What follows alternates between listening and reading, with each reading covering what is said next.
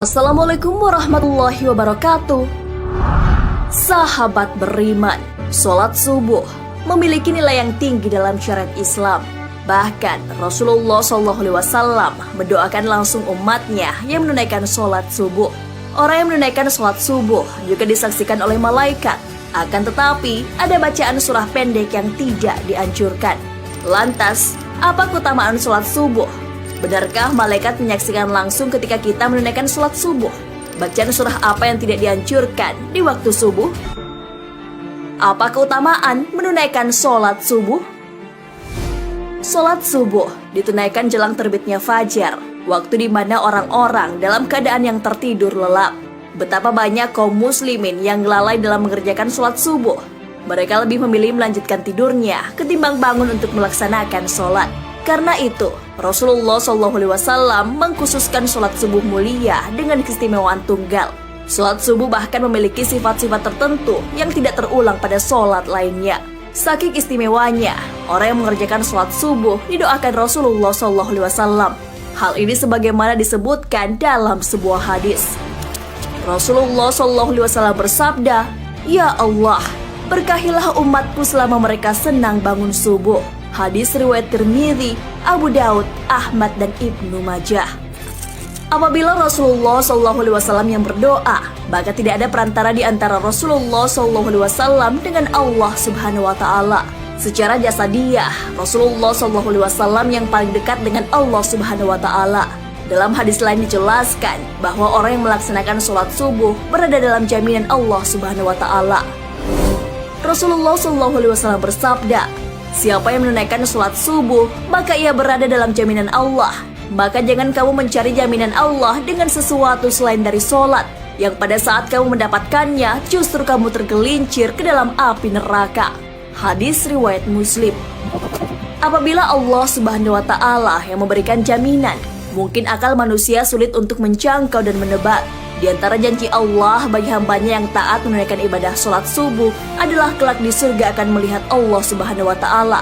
Hal ini sebagaimana sabda Rasulullah SAW. Kami sedang duduk bersama Rasulullah SAW ketika melihat bulan purnama. Beliau berkata, "Sungguh kalian akan melihat Rabb kalian sebagaimana kalian melihat bulan yang tidak terhalang dalam melihatnya. Apabila kalian mampu, janganlah kalian menyerah dalam melakukan sholat sebelum terbit matahari dan sholat sebelum terbenam matahari. Maka lakukanlah." Hadis riwayat Bukhari dan Muslim. Di dalam Al-Quran juga telah dijelaskan bahwa subuh merupakan waktu yang paling baik untuk mendapatkan rahmat dan ridha Allah Subhanahu Wa Taala.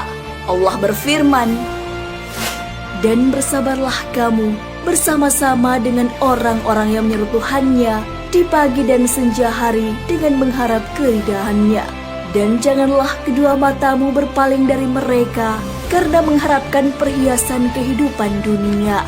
Dan janganlah kamu mengikuti orang yang hatinya telah kami lalaikan dari mengingat kami, serta menuruti hawa nafsunya, dan adalah keadaannya itu melewati batas." Quran Surah Al-Kahfi ayat 28. Apabila seseorang mengerjakan sholat subuh, niscaya ia akan dapat banyak keutamaan. Selain keutamaan yang telah disebutkan, ternyata orang yang menunaikan sholat subuh disaksikan langsung malaikat. Benarkah malaikat menyaksikan kita ketika sholat subuh? Sholat subuh merupakan satu di antara sholat wajib 5 waktu yang mempunyai kekhususan dari sholat lainnya. Allah Subhanahu Wa Taala telah menyiapkan pahala yang luar biasa bagi mereka yang membiasakan sholat subuh tepat pada waktunya. Pahalanya bahkan sebanding dengan sholat semalam suntuk. Janji pahala ini sebagaimana sabda Rasulullah SAW. Barang siapa yang sholat subuh berjamaah, maka seakan-akan dia telah melaksanakan sholat semalam suntuk. Hadis riwayat Bukhari. Memang, sebagian orang lalai mengerjakan sholat subuh karena malas bangun pagi. Padahal, secara ilmiah, bangun pagi dan menunaikan ibadah sholat lebih baik daripada tertidur pulas dan malas-malasan. Di dalam ilmu sains menjelaskan, pembuluh darah manusia akan mengembang pada tengah malam terakhir sampai menjelang siang. Kemudian secara berangsur-angsur, sekumpulan sel darah akan menggumpal pada dinding pembuluh, sehingga terjadi penyempitan. Inilah yang mengakibatkan tekanan darah tinggi. Dari segi medis pun mendukung aktivitas pagi untuk kesehatan tubuh. Sholat subuh yang memicu orang bangun pagi juga akan menjadi penerang pada hari kiamat, hari di mana orang-orang ketakutan.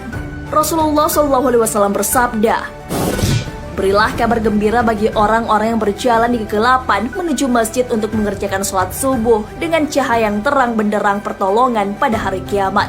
Hadis riwayat Abu Daud, Tirmidzi, dan Ibnu Majah.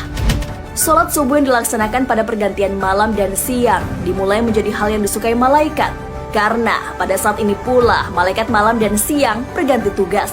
Maka dari itu, beruntunglah mereka yang melaksanakan sholat subuh pada awal waktu, sebab disaksikan oleh malaikat, baik itu malaikat yang bertugas pada malam hari maupun siang. Allah Subhanahu wa Ta'ala berfirman, "Dan dirikanlah sholat subuh, sesungguhnya sholat subuh itu disaksikan oleh para malaikat." Quran Surah Al-Isra ayat 78. Begitu istimewanya menunaikan ibadah sholat subuh. Selain mendapat pahala, baik dari segi medis, disaksikan pula oleh para malaikat. Lantas, surah apa saja yang tidak dianjurkan dibaca ketika sholat subuh? Begitu utama dan istimewanya sholat subuh, sampai-sampai ada bacaan surah tertentu yang tidak dianjurkan. Dalam Quran Surah Al-Isra ayat 78 dijelaskan bahwa malaikat menyaksikan langsung orang yang menunaikan ibadah sholat subuh. Dari tafsir ayat tersebut, para ulama menyimpulkan bahwa pada sholat subuh setelah bacaan Al-Fatihah, disunnahkan membaca Al-Quran panjang, baik surah atau ayat. Itulah yang dimaksud min sunan al-mursalin tul al-qiraah, di mana tradisi nabi-nabi terdahulu yang kemudian dilanjutkan oleh Rasulullah SAW, para sahabat, tabi'in, dan as-salaf as-salih membaca ayat-ayat atau surah panjang ketika menjadi imam sholat subuh. Maka dari itu, seorang imam sholat subuh setelah membaca Al-Fatihah, janganlah membaca surah pendek, apalagi super pendek seperti Al-Ikhlas, Al-Falaq, dan An-Nas. Ini bukan masalah sah dan tidak sah, melainkan masalah untung dan rugi. Perkara sah sudah pasti sah, tapi rugi, karena mumpung disaksikan banyak malaikat, maka tentu sangat disayangkan sekali jika hanya ayat pendek yang dibaca. Karena apabila semakin banyak huruf-huruf Al-Quran yang dibaca dalam melaksanakan sholat subuh yang disaksikan oleh malaikat, akan menambah catatan amal kebaikan kita yang disampaikan ke Allah Subhanahu wa Ta'ala melalui malaikat. Rasulullah SAW seringkali menunjukkan contoh-contoh bacaan sholat subuh yang menandakan syarat akan makna tertentu. Pada beberapa riwayat, Rasulullah SAW disebutkan sering membaca surah Al-Waqi'ah, At-Tur, Qaf, At-Takwir. Rasulullah SAW juga biasa membaca surah Ar-Rum, surah Yasin, dan surah As-Saffat.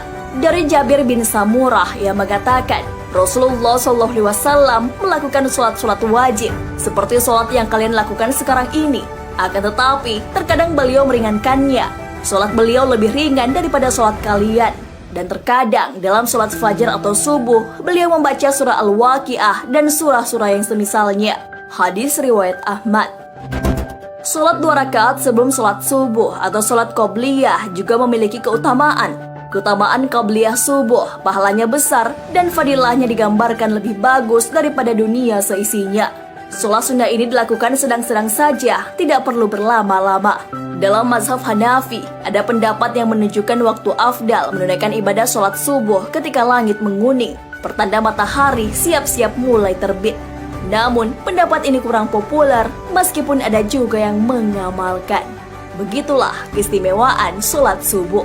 Sudah seharusnya tidak ada lagi yang menghalangi kita untuk meninggalkan selimut dan mengakhiri tidur kita untuk melakukan sholat subuh. Bukankah menunaikan ibadah sholat subuh ini menjadi bagian yang begitu besar dibanding dunia seisinya? Wallahu a'lam bishawab. Wassalamualaikum warahmatullahi wabarakatuh.